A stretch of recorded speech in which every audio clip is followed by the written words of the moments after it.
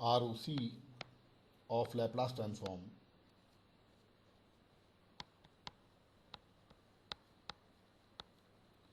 and properties of ROCs.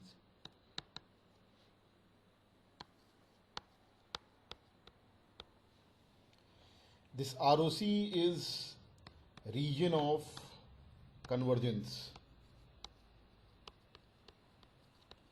or it is the region in which Laplace transform converges, or we can define ROC as the region in which the value of Laplace transform is finite.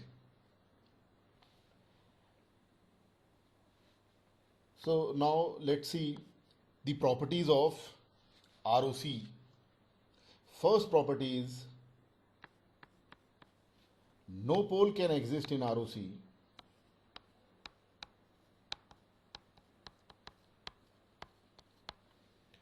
because at poles the value of Laplace transform is infinite, and in ROC the value of Laplace transform should be finite. That's why no pole can exist in ROC. Suppose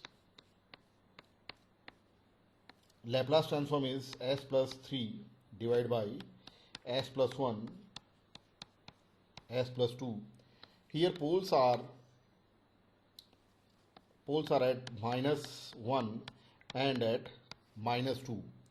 Now we will find the value of Laplace transform at poles at s equals to minus 1.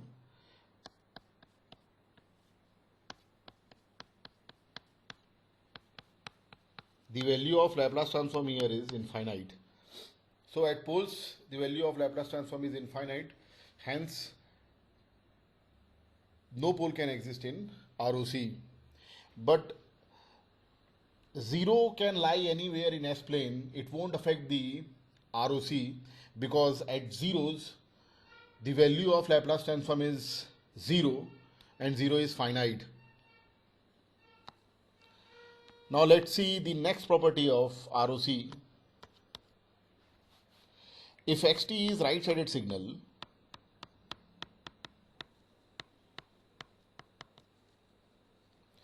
then ROC of x of s is in the form of real value of s greater than sigma maximum, where sigma maximum is the maximum value of poles of x of s. Sigma maximum is maximum value of poles of x of s.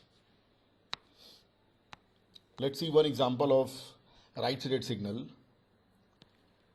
3 e to the power minus t ut plus 4 e to the power minus 2t ut.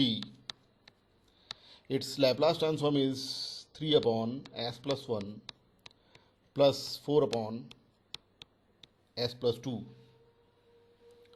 Here poles are at minus 1 and at minus 2, and the maximum value of poles of the Laplace transform is minus 1. So ROC should be real value of s greater than minus 1. This is the ROC.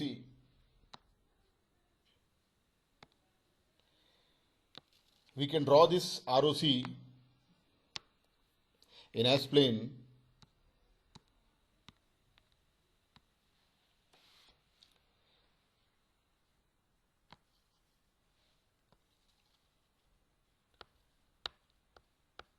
Real axis of S-plane, imaginary axis of S-plane. Poles are at minus 1 and at minus 2, and the ROC is real value of s greater than minus 1. So this region is the ROC of given signal.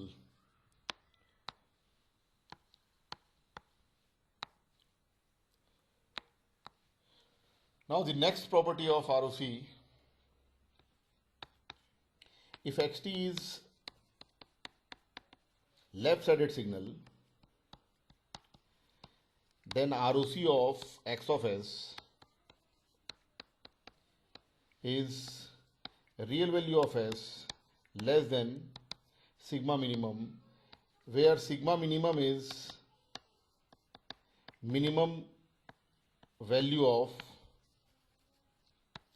poles of x of s.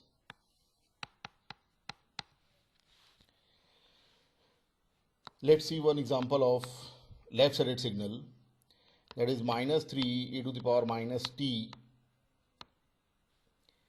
ut minus 4 e to the power minus 2t,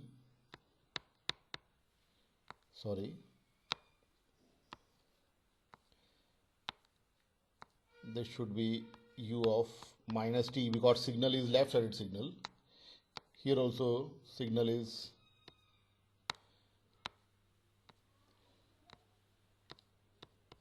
u minus t.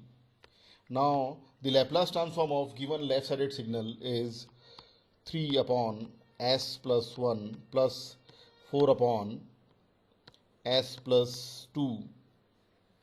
Now again poles are at minus 1 and minus 2. So for the given left-sided signal, ROC is real value of s less than sigma minimum, and sigma minimum is minus 2. So this is the ROC. Now we can draw this ROC in S-plane.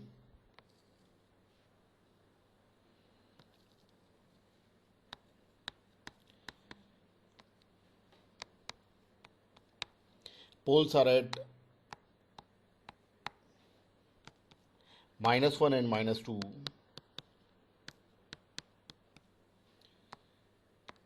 And the ROC is the region where real value of s is less than minus 2. So this region is the ROC.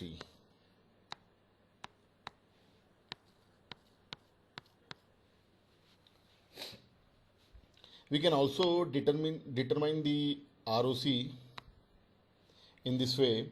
The first part of signal is left-sided signal, and its Laplace transform is 3 upon s plus 1. So for this particular part, ROC is real value of s less than minus 1. Second part is also left-sided part of the signal. Its Laplace transform is 4 upon s plus 2. And for the second part, ROC is real value of s less than minus 2. Now we have ROC for the individual parts, that is real value of s less than minus 1 and real value of s less than minus 2. Now if I take the intersection of these two ROCs, then this will give the resulting ROC, real value of s less than minus 2, or we can say the resulting ROC is the overlap portion of the individual ROCs.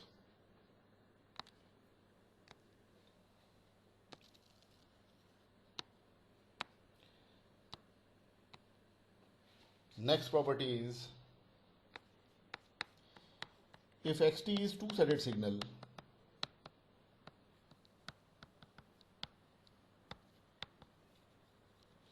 then ROC of x of s is in the form of real value of s greater than sigma 1 and less than sigma 2, where sigma 1 and sigma 2 are the poles of x of s. Let's take one example of two-sided signal.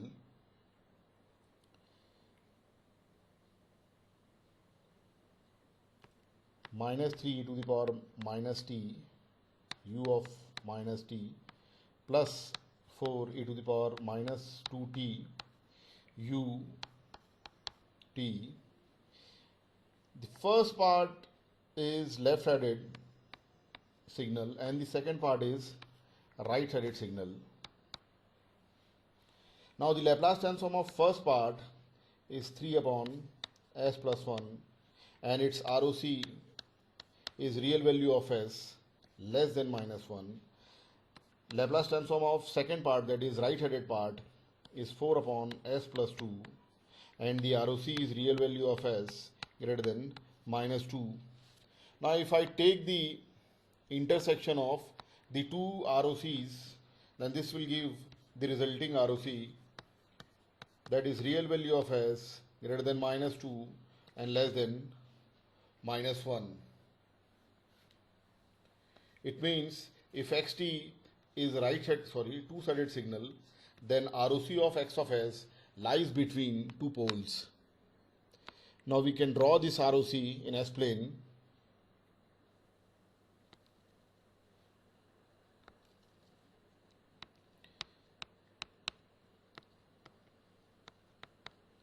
Poles are at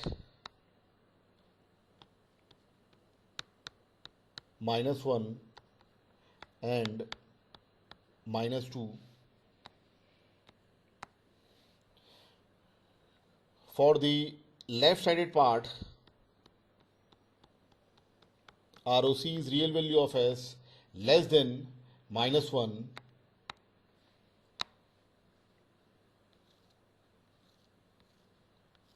So for left-sided part, this will be the ROC,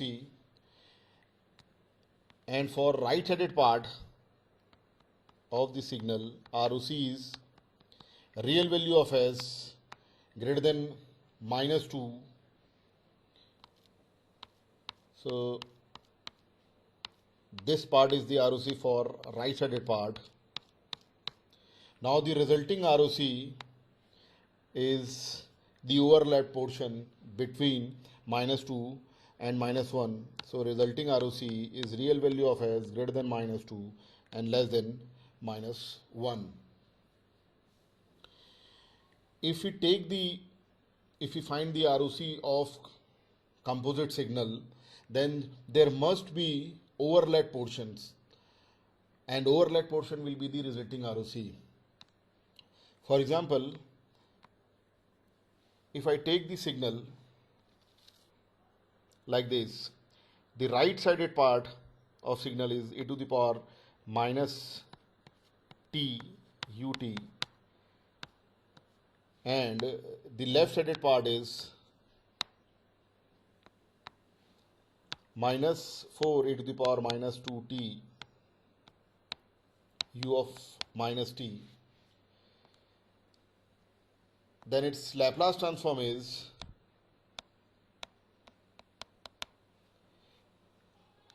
three upon s plus 1 plus 4 upon s plus 2.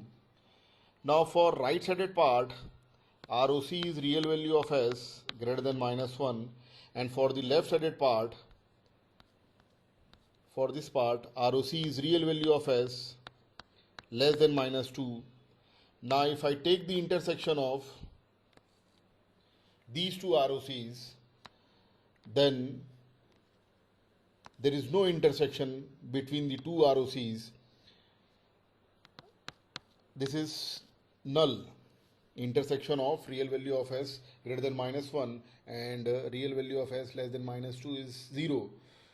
So there is no intersection or overlap part between the two ROCs. It means for this signal,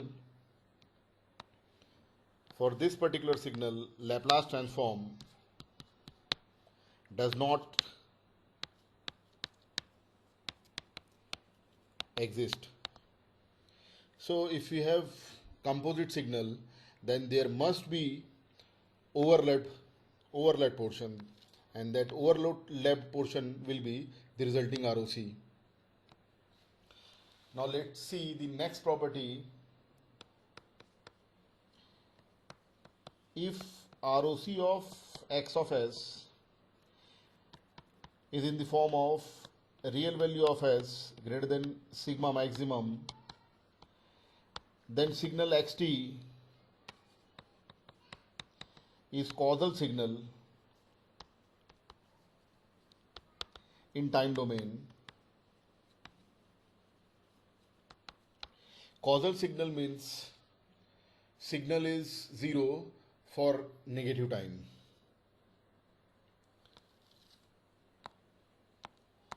Now, if signal is e to the power minus 3 e to the power minus make it 2t ut, then its Laplace transform is 3 upon s plus 2 and its ROC is real value of s greater than minus 2. So the ROC is in the form of real value of s greater than sigma maximum. So this signal in time domain is causal signal. Let's take one more example. If signal is e to the power minus 4t ut plus 5 e to the power minus 6t ut, then its Laplace transform is 1 upon s plus 4 plus 5 upon s plus 6. Now the signal is right-sided signal, so its ROC is real value of s greater than minus 4 and ROC is in the form of real value of s greater than sigma maximum. It means the signal in time domain is a causal signal.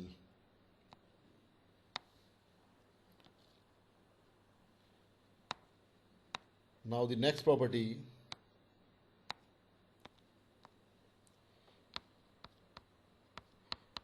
if ROC of x of s includes the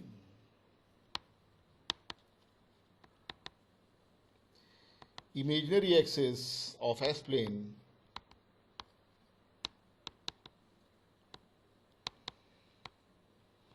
then signal xt is bounded in time domain.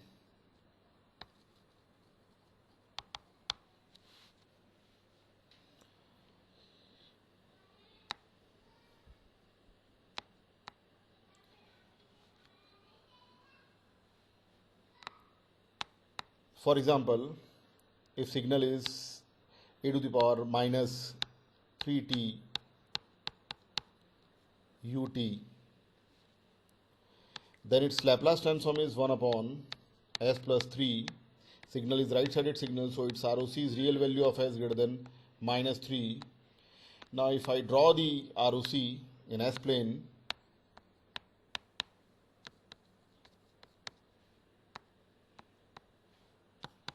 then pole is at minus 3 and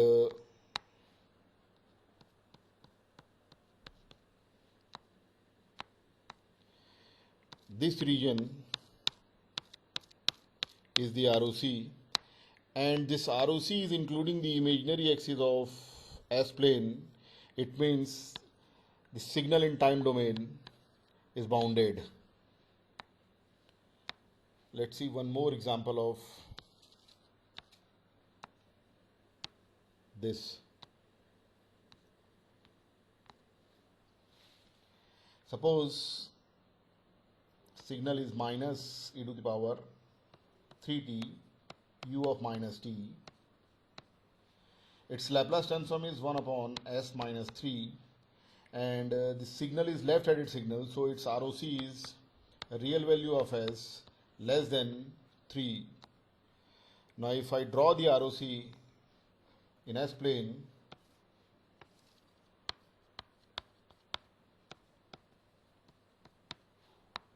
then pole is at s equals to 3 and the ROC is a real value of s less than 3, means this region. Now again this region is, this ROC is including the imaginary axis of S plane. It means the given signal is bounded in time domain.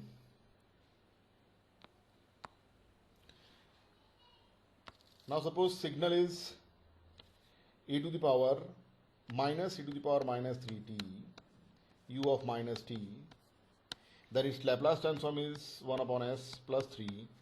Signal is left-sided signal, so its ROC's real value of s less than minus 3. Now this ROC will not include the imaginary axis of S plane. So the signal in time domain is not bounded signal.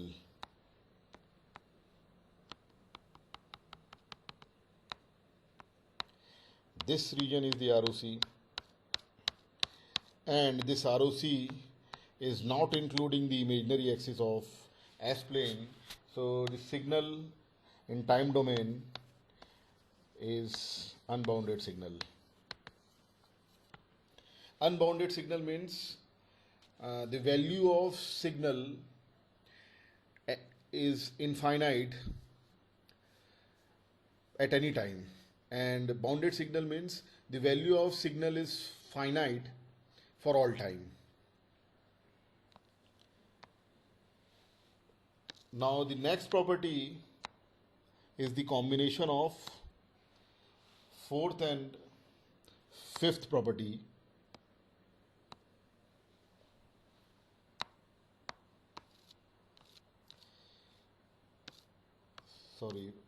Fifth combination of fifth and sixth property.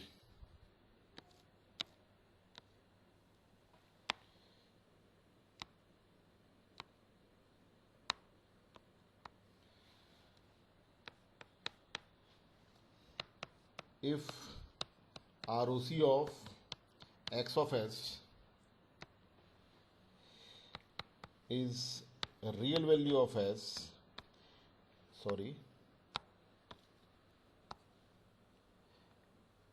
is a real value of s greater than sigma maximum, and ROC includes the imaginary axis of S plane,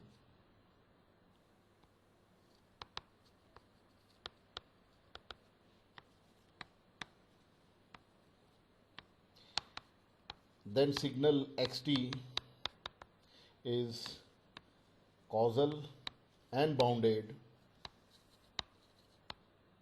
in time domain.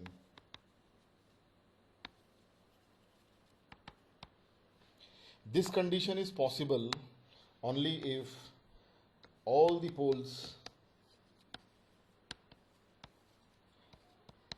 of Laplace transform are on the left hand side of S plane. Now let's see one example of this property. Suppose signal is 4 e to the power minus t u t plus 5 e to the power minus 3 t ut. Laplace transform is 4 upon s plus 1 plus 5 upon s plus 3. For the first part is right sided, its ROC is real value of s greater than minus 1. For the second part is also right sided, its ROC is real value of s greater than minus 3. If I take the intersection of two ROCs, then resulting ROC is real value of s greater than minus 1. So this ROC is in the form of real value of s greater than sigma maximum, and if I draw the ROC, then we can see that this ROC is including the imaginary axis of S plane.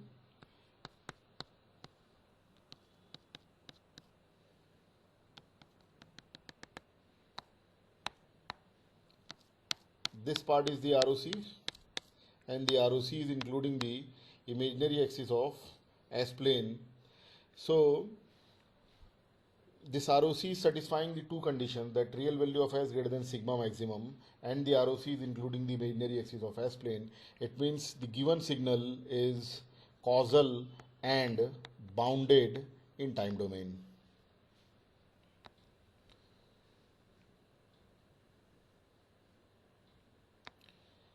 Now the next property,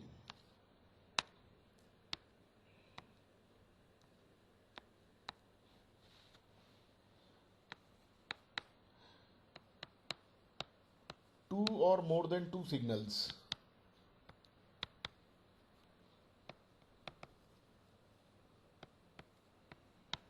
can have same Laplace transform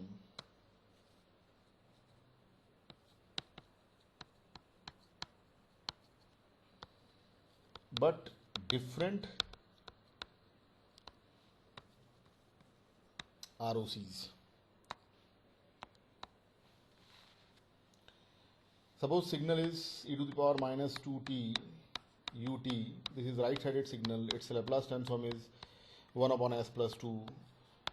Signal is right-sided, so its ROC is real value of s greater than minus 2.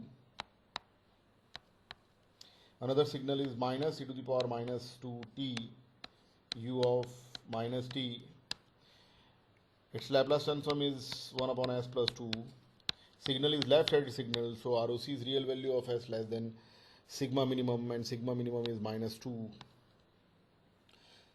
So here we can see the two signals have same Laplace transform but different ROCs. So these are the properties of ROC.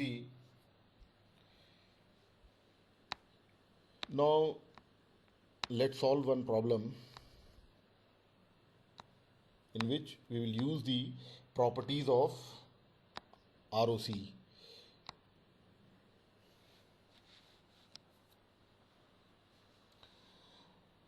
For the given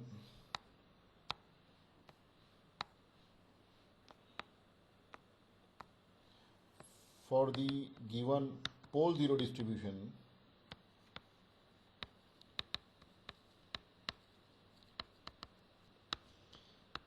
find the number of valid ROCs, or how many signals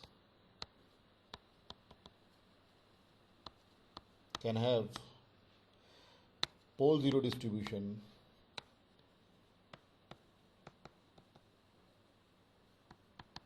shown in figure.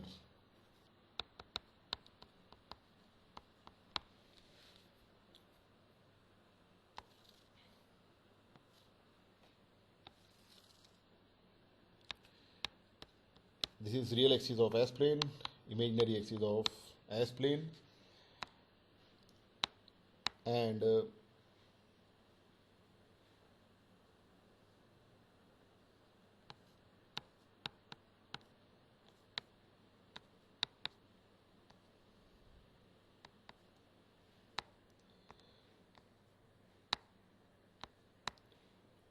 one pole is at 2, one zero is at 1, and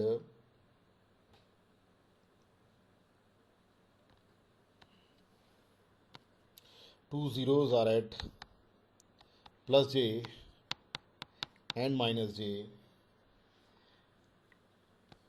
One pole is at minus 1. Two poles are at s equals to minus 2 plus j and s equals to minus 2 minus j. Then 0 is at minus 3 and one pole is at minus 4. Here we have to find out the number of valid ROCs, or the number of signals which can have the pole zero distribution shown in figure. For that purpose, first of all, we will draw a line parallel to imaginary axis passing through each poles. This is the first line passing through S minus 4. This is the second line parallel to imaginary axis passing through real value of S minus 2. Then third line parallel to imaginary axis passing through s equals to -1, and the fourth line parallel to imaginary axis passing through s equals to 2. Now the first valid ROC is real value of s less than -4.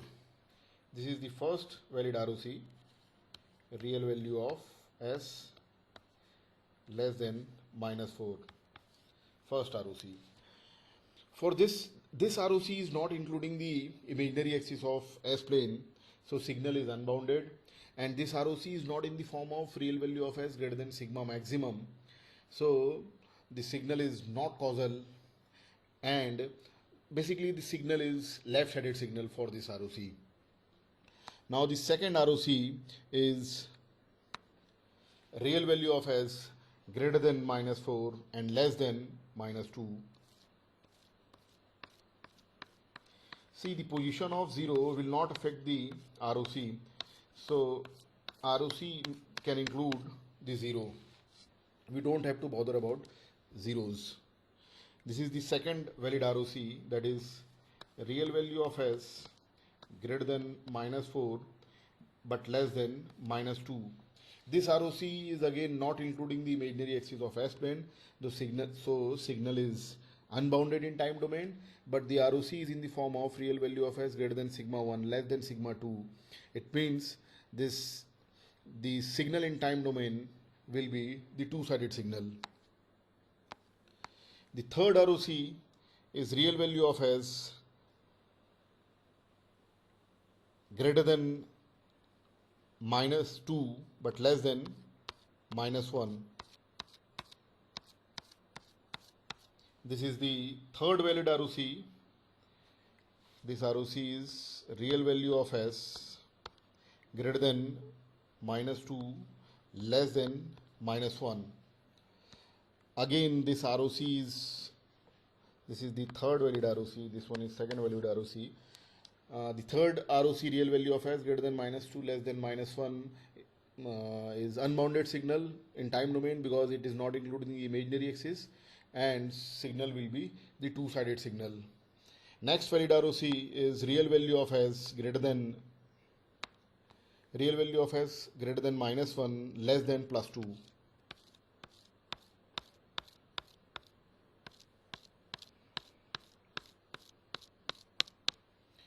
This is the fourth valid ROC, real value of S greater than -1 less than 2. Now this ROC is in the form of real value of S greater than sigma 1 less than sigma 2. So signal in time domain is two-sided signal, and the ROC is including the imaginary axis of S plane, so signal will be bounded. Signal will be bounded but not causal because the ROC is not in the form of real value of S greater than sigma maximum. Signal will be two-sided and the bounded. Now the last and fifth valid ROC is real value of S greater than 2. This is the fifth valid ROC, real value of S greater than 2. This ROC is in the form of real value of S greater than sigma maximum, so signal will be causal in time domain, and this ROC is not including the imaginary axis of S plane, so signal will be unbounded in time domain.